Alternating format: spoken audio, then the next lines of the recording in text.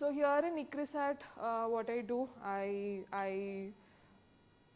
mean, I handle all the IP matters, out of which, I mean, not at the institute level also, but various IP projects and all that I handle.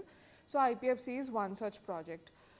The objective of this project is to provide all sorts of, advisory, mentoring, hand-holding, filing support to all sorts of innovators.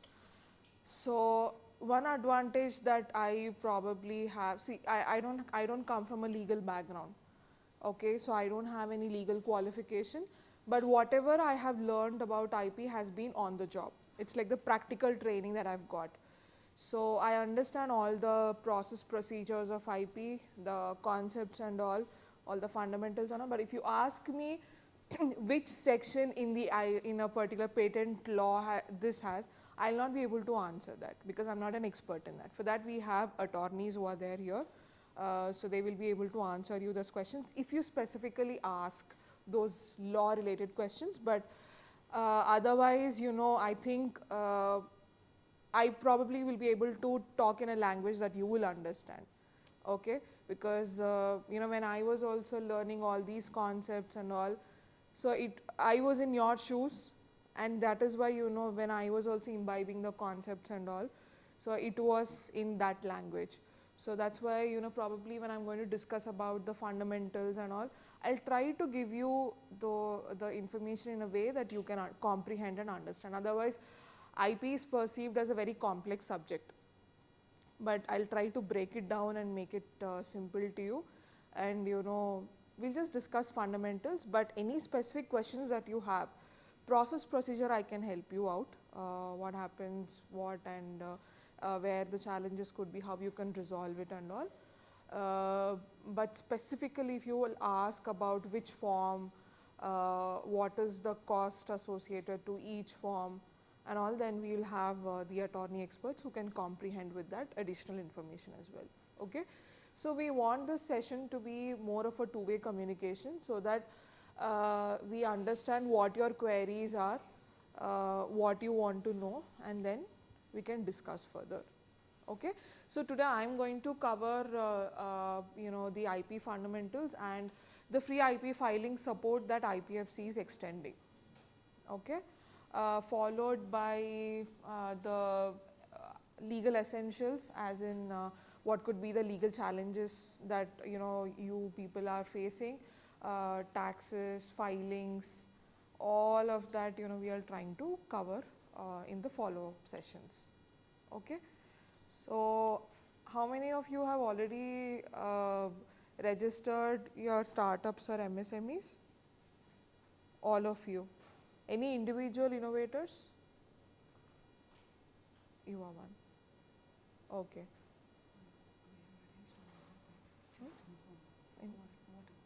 Okay. So Duhita informed me that water is over there. So in case you want to have water. There's a bin also, so please throw all your scraps and everything over there. Tayaba, sir eక్కడ ఉన్నా ఒకసారి పిలవండి. Okay. So how many of you have already, how many of you have an idea about what is IP? Good. I come from Oh, then that's great. I've been working regularly across almost 16 years. Okay. So IP also, I know, because it's something that has to go hand in hand. It cannot be separate ways. Good. So you all have an understanding of what IP is. Good. So what was your expectation when you opted for coming to this session?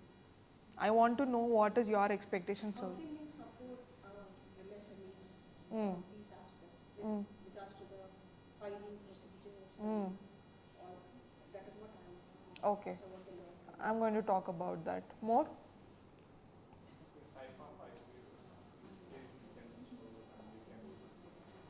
Okay.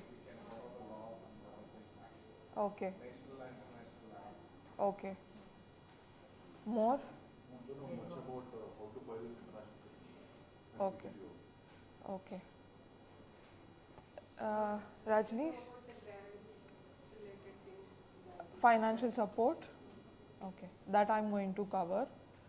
The law part, probably Anshu is the right person to give you those details. More? What are trademarks? Okay, next. Actually, I'm thinking like in what way, like in a broader sense, ICRISAT can help farmers, the low and marginal farmers, to become crorepati's, working in semi-arid tropics. Okay.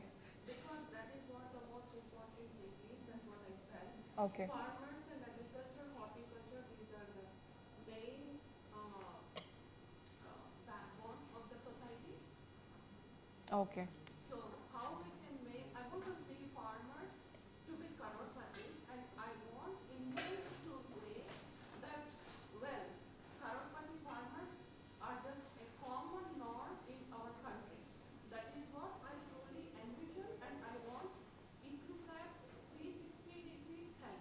So basically, try to come up with a combination of the facts and the technologies that you can provide free out of cost, such that it reaches to the farmers fraternity, let it be through SHGs or FPOs or FPCs or like through agricultural ministries, like whatever.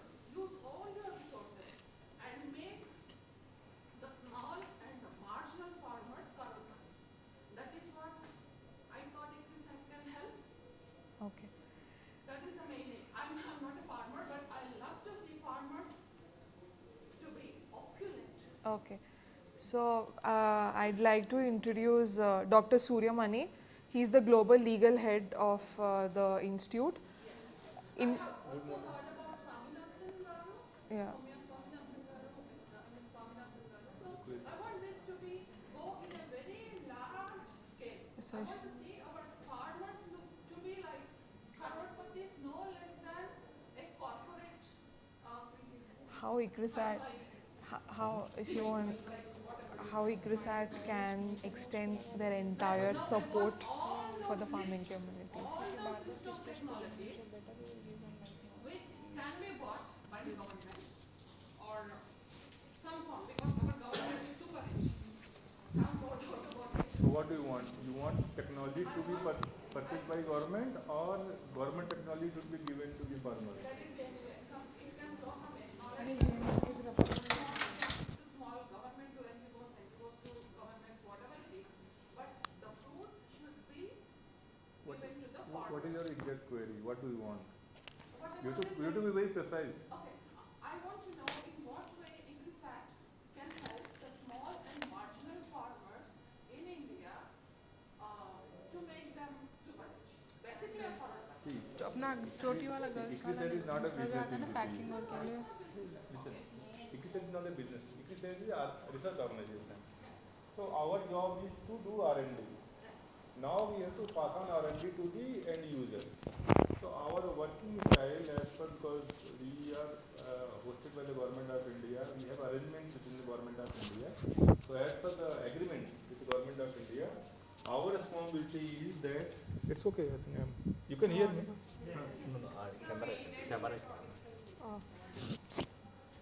So as per our arrangement with the government of India, whatever work we do, we have to hand over that work to the National Agriculture Research System. That means National Research Agriculture System. NARS That partners. NAS partners. That means state agriculture universities and ICR system, ICR institutions. That we are doing. So whatever variety we develop, whatever the new technology we develop, we hand over to them. And then they pass on, they release the variety. So whatever the variety you see on ICRISAT mandate, like chickpea, pigeon pea, the Prime Minister has released or state government has released, these are coming from ICRISAT but routed through the NARS system, and that is released. So in that way ICRISAT, see, each and every organization there is a certain mandate. So mandate has been given to the ICRISAT to work within that framework. If we have to increase our mandate or go something beyond, we need approval from the government. So in that context, given the mandate and framework, whatever work, whatever support you want, that we can offer, we can help you. Our mandate is to work with the government priorities, hand over our research to the government. That we are doing. And that's why this program is also as a part of the government scheme, that we are running government scheme, and that we have to pass on the benefit to the end users. So that is our mandate. That is a way of working. ICRISAT has been designed not only in India, across the world. We work in 55 countries. That mandate has been given across the world. So working with the directly with the farmers, I think we are not allowed. No, I don't Huh. want to. But if you have any specific requirement for any technology or anything, you let us know. If it is coming under our domain, our mandate crop, we will help you. If it is not coming in our domain or mandate, we will connect with the relevant partner.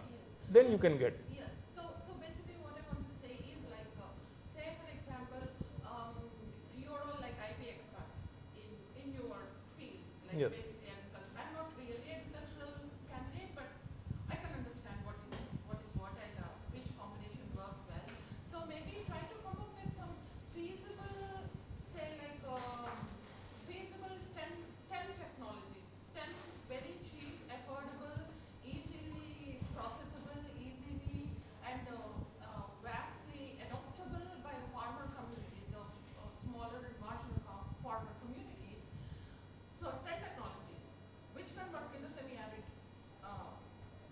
In all domain of agriculture, Yes. not only ICRISAT. So that work we are doing, and if you can share your details, we can share with you. We are also hosting a program on 31st of July this month, virtual program, where we are going to showcase all these technologies and platform, and the global speakers will be coming there. There I think you can ask all these relevant queries to the global audience. And that is the one of effort that we are doing. So you have rightly pointed out, access to the knowledge and technology is not freely available. There might be technologies available, but not available to the common man. Yes. How can we make them to available to the common man? So that we are doing. basically, maybe we have to think about some technologies which are never patented and which cannot be patented, or if patented, which can be easily bought.